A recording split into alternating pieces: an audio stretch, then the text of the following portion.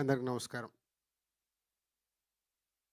ముందు ఈ సినిమా దర్శకులు యుగేందర్ గారికి, అలాగే ప్రొడ్యూసర్స్ మహేందర్ అండ్ రాజశేఖర్ గారికి, and Sai and Archana and music director, DOP, all టెక్నీషియన్స్కి ముందు కంగ్రాచులేషన్స్.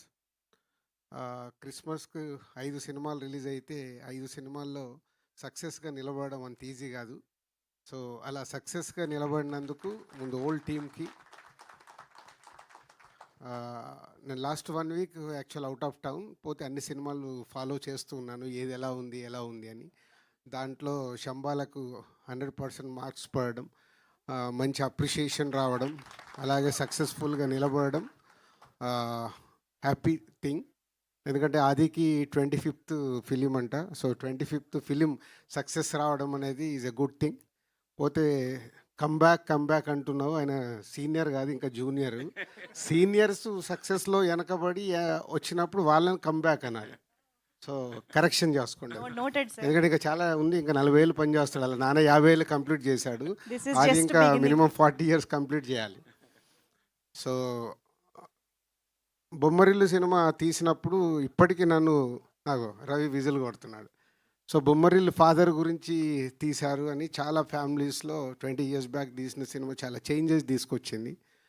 నిజంగా బొమ్మరిల్లు 2 తీయాల్సి వస్తే సాయి కుమార్ గారు ఆది వాళ్ళ స్టోరీ పెట్టి తీయాలి. అంటే ఒక కొడుకు గురించి, కొడుకు సక్సెస్ గురించి ఒక తండ్రి పడే తపన అది మామూలుది కాదు. సో దానికే సాయి కుమార్ గారు అంటే బ్యాక్ బోన్. అంటే కొడుకు యాక్ట్ చేస్తే ఆ సినిమాలో పని చేసిన మీ అందరికీ బ్యాక్ బోన్ అయ్యాడు, కొడుకు ఒక్కడికి కాదు, సో హోల్ సినిమాకి. సో తనకున్న relations, is a nice man, అందరితో బాగుంటాడు. సాధారణంగా ఇండస్ట్రీలో అందరితో బాగుండడం కుదరదు, బట్ సాయి కుమార్ గారికి ఒక్కడికి చెల్లింది, అందరితో బాగుంటారు, అందరికి ఈజీగా యాక్సెస్ ఉంటుంది. సో అలాగే నాకు మార్నింగ్ చూస్తే బ్రేక్ఫాస్ట్ చేస్తున్న టింగ్ అని మెసేజ్ వచ్చింది. సో అన్ని నేను ప్రోమో, ఇది లాంగ్ బ్యాక్, దీని ప్రోమో ఫస్ట్ రిలీజ్ అయినప్పుడు సాయి కుమార్ గారు పంపించినప్పుడు చూసినప్పుడే చెప్పా all the best, is looking good అని.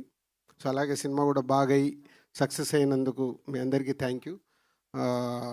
సో నాట్ ఈజీ, ఈ రోజుల్లో ఒక సినిమాని ప్రేక్షకులని సాటిస్ఫై చేయడం అంత ఈజీ పని కాదు. దాంట్లో సక్సెస్ అవ్వడం అంటే is a great thing. So మీరు తీసిన కాంటెంట్ అది ఆదికి కానీ మీ టెక్నీషియన్స్, ఆర్టిస్టులు అందరికీ ఉపయోగపడే సినిమా. ఎందుకంటే ఇక్కడ షీల్డ్ ఫంక్షన్ అనగానే చూస్తేనే తెలుస్తుంది, మొత్తం ఫోటో దిగుతుంటే అందరూ వచ్చి నిలబడిపోయారు. అంటే ఎంతోమంది ఆర్టిస్ట్ టెక్నీషియన్స్కి ఈ షీల్డ్ అనేది మీ సక్సెస్కు గుర్తు, లైఫ్ లాంగ్. నాకు ఇప్పటికీ దిల్ షీల్డ్ నా ఇంట్లో అలాగే పెట్టుకున్నాను. అంటే ఎన్నైనా రావచ్చు, సక్సెస్లు వస్తూ ఉంటాయి, బట్ ఆ మొదటి అందిన సక్సెస్ అది మామూలుది కాదు. అది ఎప్పుడు చూస్తుంటే ఒక సాటిస్ఫాక్షన్. నేను ప్రసాద్ ప్రివ్యూ థియేటర్కి వచ్చినప్పుడల్లా టైం ఉంటే అక్కడ ఉండే నా షీల్డ్స్ అన్నీ చూసుకుంటాను.